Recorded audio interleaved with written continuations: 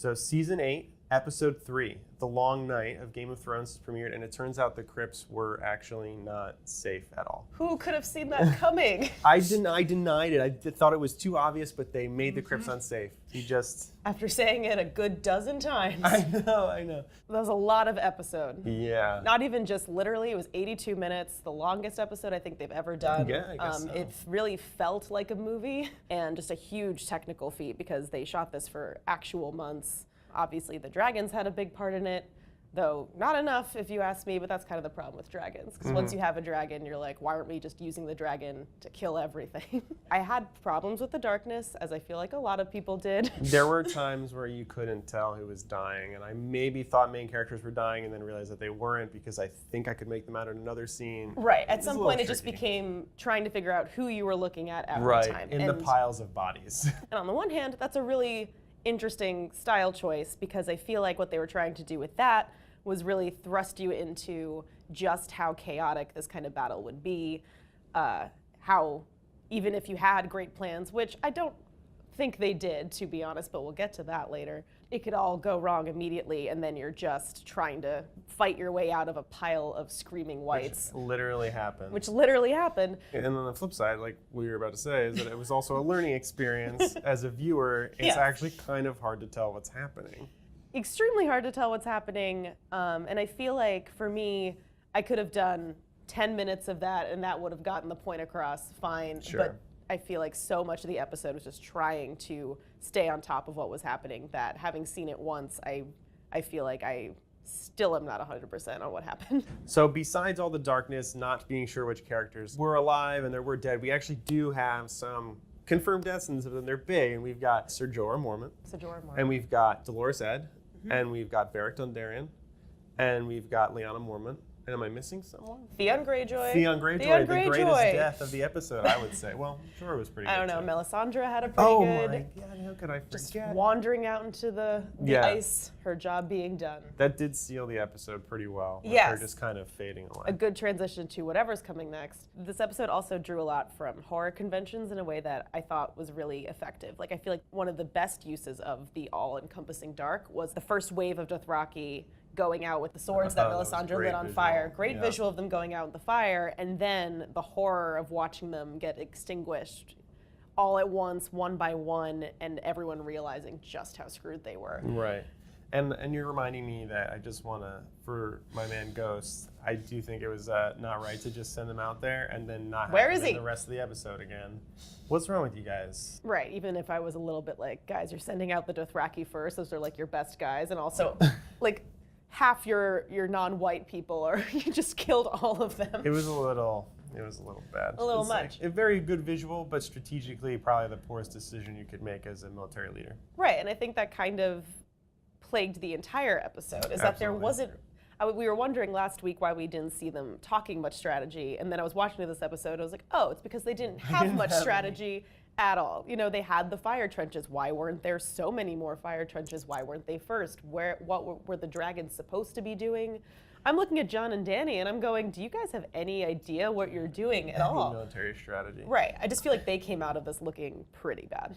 The whole scene with Arya in the library reminded me of the kids in Jurassic Park with the velociraptors, and they're trying to sneak around, and after all the action, it slowed it back down so that when the action picked back up again, it was really exciting. I think that's the kind of thing that if you have 82 minutes, why not do something like that to kind of break up? Because at that point, the battle was getting really monotonous. It's just like a lot of black, blurry, shots of fire stuff. So like at that point, it was kind of nice to like get a breather, in so much as that was a breather, because it was also extremely stressful. But I feel like it was really eerie and smart. As long as we're fighting a zombie battle, I liked bringing in some stuff that felt a little bit more like it was from zombie movie conventions. Like you also saw that with, I mean, this isn't a convention, but World War Z, it felt very much like World War Z with that giant pile of white bodies where they're just like, well, if you're gonna try and keep us out with fire, we'll just put a body on it and we'll figure it out. We'll just walk over. Put enough bodies, the fire can't get us. It's a flesh drawbridge. So that's very horrifying. Yeah. As far as Arya sneaking around the library, it kind of sets up, and like they set this up a little bit over the past couple seasons with like allusions to her being very stealthy, or like obviously being very lethal. but her sneaking around the library was a kind of a setup and a reminder that she can get around people without any notice, which eventually leads to her being told by Melisandre, or reminded by Melisandre, that she is going to shut many eyes forever, one of those color eyes being blue eyes, which apparently meant the Night King. So Arya sneaks off for a good 5, 10, or 15 minutes. A long time. She disappears from the episode until she comes back with a vengeance. She comes back a in literal midair. vengeance. Arya killed the Night King. Arya killed the Night King. We were all wondering who was going to do that. All wondering. Undeniably, really cool moment where she comes out of nowhere. Do I wish we had a little bit more of like an indication that it was going to happen? Sure. You could kind of tell that they had worked from the shocking moment backwards. They knew that they wanted Arya to kill the Night King and that it was going to be like a big surprise. But it did kind of... They referred to that after the episode. They said that they knew 3 years in advance that they wanted to have Arya do that, so they started planting those seeds. Right, which I think is really good. You know, if you know you have this thing coming up and you want to, plant the seeds of Arya being lethal and sneaky enough to do it, great. The moment itself did kind of remind me of that really shocking moment when Arya and Sansa turned on Littlefinger.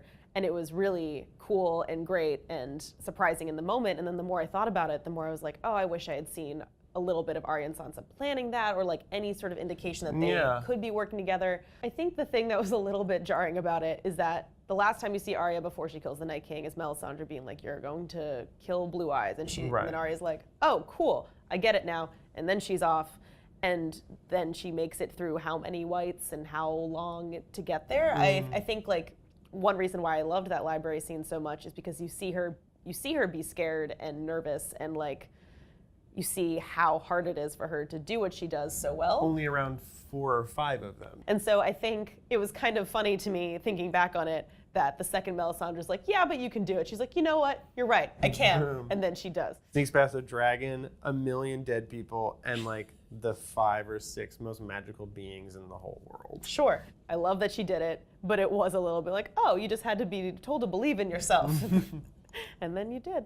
So even with Arya killing the Night King being probably one of the coolest moments in the whole show, I still felt like when the 2 dragons pop above the clouds and the Night King is flying through the clouds too, which was actually, I think it was a reference to How to Train Your Dragon. I hope so. And it was like a kind of crossover event. How to Train Your Dragon and like Mad Max Fury Road. More than any other part of this episode, you could really feel the weight of the budget that they had with these dragons. And even if Jon and Daenerys had no idea what they were doing on the dragons, the show clearly did, and that shot was so beautiful. And speaking of survivors, I do feel like maybe I was hoping for more of the main characters to die. I kind of left the episode going like, everyone who did die, I was ready for them, and everyone who stayed alive, I thought there were at least 10 or 20 moments in there, at least 10 or 20, where I could have said, oh, this person's 100% going to die right now, especially when they were backed up against the wall, Jaime and there was Brienne hordes of guys hitting them. And you're, what are they doing? Are they just like patting their body? They're not attacking them, they're just kind of hugging them, right? Yeah, and this isn't to say that. I think Jorah and Theon are 2 really big deaths. Those characters have been with the show since the very beginning, but I feel like both of them so completely served their purposes, and they both died, honorably serving the people that they wanted to be serving at the end, and I did like those deaths. If George R.R. Martin had written this battle, there's no way that many people would have survived. Yeah, absolutely. So that was a little disappointing, and I feel like you could just tell they were saving people for these next 3 episodes, because as the end of the episode seemed to indicate, the previews for the next week, we're really going back to like, all right, we got to take down Cersei, who's going to sit on the Iron Throne. Rally the troops again. And I feel like the show kind of wrote itself into a weird corner because it spent so long telling us that no, the real battle is the Night King, none of this other stuff matters, and now it's flipping it.